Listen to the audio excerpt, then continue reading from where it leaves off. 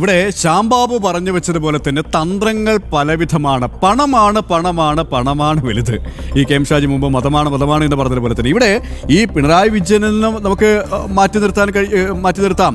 പക്ഷേ കോൺഗ്രസിന് ഇതിൽ നിന്നും എങ്ങനെ രക്ഷപ്പെടാൻ സാധിക്കും? ഇന്ന് തന്നെ ഈ കോൺഗ്രസ് UDFന്റെ അധികാരത്തിലുള്ളപ്പോൾ ആഭ്യന്തര വകുപ്പ് കൈകാര്യം ചെയ്യുന്ന രമേശ് ചെന്നിത്തല അല്പസമയം മുമ്പ് മാധ്യമങ്ങളോട് പറഞ്ഞത് ഞങ്ങൾക്കറിയില്ലായിരുന്നു EDയുടെ പരിശോധന എന്നത്. കാരണം EDയെ അറിയിക്കാതെയാണ് വന്നത്. പക്ഷേ നമുക്ക് എത്രത്തോളം അത് വിശ്വസിക്കാൻ കഴിയും? ഒരു ഡീല് ഇതിലൂടെ മടക്കുന്നില്ലേ? കൃത്യമായി നമുക്ക് മനസ്സിലാക്കാൻ സാധിക്കുന്നില്ലേ? പിണറായി വിജയന്റെ കൂടെ തന്നെ PK കുഞ്ഞാലിക്കുട്ടിയുടെ പേര്, രമേശ് ചെന്നിത്തലയുടെ അടക്കം പേരുകളുണ്ട്.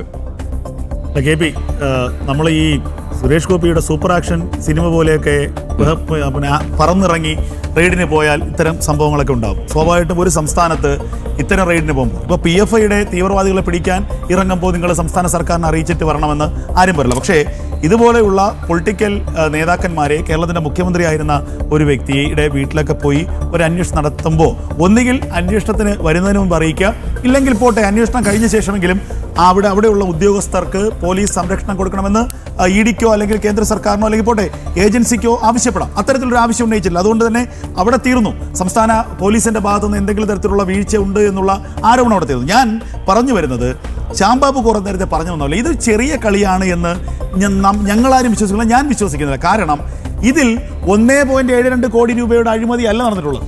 ഇത് ഞാൻ വളരെ കൃത്യമായി തന്നെ തുടക്കം മുതൽ നമ്മൾ പറയുന്നതാണ്. ഇത് 1.72 കോടി എന്നുള്ളത് കേരളത്തിന്റെ മുഖ്യമന്ത്രിയായ പിതാവിനെ സ്വാധീനിക്കാനും പിതാവിനെ പ്രീതിപ്പെടുത്താനും ഒരു മകൾ കൊടുത്ത വെറും ടോക്കൺ മാത്രമാണ്. നമ്മൾ മിഠായി കൊടുക്കില്ലേ ഗൾഫിൽ നിന്നൊക്കെ വരുമ്പോൾ, അതുപോലെ കൊടുത്തതാണ് ഈ 1.72 കോടി രൂപ. പിടിച്ചോ, വെറുതെ ഇരിക്കട്ടെ ടോക്കൺ. ഇതാണ് പോക്കറ്റ് മണിയിൽ കൊടുത്തതാണ്, വെറുതെ നോക്ക്. ഞാൻ പറയുന്നത്, ഇതിനകത്ത് മാത്യു കുഴൽനാടൻ ഒരു ആരോപണം ഉന്നയിച്ചിരുന്നു. ആ ആരോപണം യഥാർത്ഥത്തിൽ കേരളത്തിലെ മാധ്യമങ്ങൾ ചർച്ച ചെയ്തില്ല, അന്വേഷണ ഏജൻസി പോലും കൃത്യമായി എടുത്തില്ല. അതിൽ അയാൾ പറയുന്നത് 2016 ആകുമ്പോൾ CMRL എന്ന് പറയുന്നത് കമ്പനി 11 കോടിയിലധികം രൂപ നഷ്ടത്തിലേക്ക് കുപ്പുകുത്തുകയാണ്. അവിടെ തോട്ടപ്പള്ളി സ്പിൽവേ എന്ന് പറയുന്നിടത്ത് പിന്നെ പ്രളയമുണ്ടാകുമെന്നും അതുകൊണ്ട് തന്നെ അവിടെ പൊഴി മുറിക്കണമെന്നും ഒരു ആവശ്യം ഉന്നയിക്കുന്നു. അവിടെ നിന്നൊരു കുറേ ആളുകളുടെ ഒരു നിവേദനം സർക്കാരിലേക്ക് വരുന്നു. അത് ഡിസാസ്റ്റർ മാനേജ്മെന്റിലേക്കാണ് എത്തുന്നത്, കളക്ടർ മുഖാന്തരം. ആരാണ് അതിൻ്റെ തലവൻ? മുഖ്യമന്ത്രി. അപ്പോൾ വളരെ പെട്ടെന്ന് തന്നെ ഈ യോഗം കൂടുന്നു. രാത്രിക്ക് രാത്രി ഉത്തരവിടുന്നു, തോട്ടപ്പള്ളിയിലെ ആ പൊഴി മുറിക്കാൻ ഉത്തരവിടുന്നു. പൊഴി മുറിക്കാനുള്ള ഉത്തരവ് കൊടുക്കുന്നത് ആർക്കാണ്? ജില്ലാ കളക്ടർക്ക്. ആ ജോലി ഏറ്റെടുക്കുന്നത് ആരാണ്? അവിടുത്തെ ലോക്കലായിട്ട് അപ്പോൾ കണ്ടെത്തിയ ആൾ. ഒരു തരത്തിലും ഇത് ഒരു കൊട്ടേഷൻ കൊടുത്തോ അല്ലെങ്കിൽ ഒന്നുമല്ല. അപ്പോൾ കരിമണൽ കർത്തയുടെ കമ്പനിയിലെ JCB ഒക്കെ വന്ന് ഇങ്ങനെ ഈ കരിമണൽ അങ്ങ് വാരിയെടുക്കുകയാണ്. പൊഴി മുറിക്കണമല്ലോ, അടിയന്തരമായി പ്രളയത്തിന് മുമ്പ്. അങ്ങനെ പൊഴി മുറിച്ച് കഴിഞ്ഞ് ആ മണൽ KSIDCയിലേക്കാണ് പോകുന്നത് എന്ന് പറഞ്ഞെങ്കിലും ആ കരിമണൽ മുഴുവൻ പോയത് കർത്തയുടെ CMRLിലേക്കാണ്. അത് വിപണി വിലയുടെ 100-1 പോലും ആയില്ല. 3-ാമത്തെ വർഷം ഇത് കഴിഞ്ഞ് 2019 ആകുമ്പോൾ ഈ CMRL എന്ന കമ്പനി വീണ്ടും 60 കോടി രൂപ ലാഭത്തിലേക്ക് എത്തുകയാണ്. ഞാൻ പറഞ്ഞത് ഇത് ഒരു ഉദാഹരണം. 2, സീരിയസ് ഫ്രോഡ് ഇൻവെസ്റ്റിഗേഷൻ ഏജൻസി എന്ന് പറയുന്ന ഇതിലെ ആദ്യത്തെ അന്വേഷണ ഏജൻസി. ആ അന്വേഷണ ഏജൻസി കൊടുത്ത ഒരു ഇടക്കാല റിപ്പോർട്ടിൽ സൂചിപ്പിക്കുന്നുണ്ട്, ഇത് ശതകോടികളുടെ ഇടപാട് നടന്നിട്ടുണ്ട്.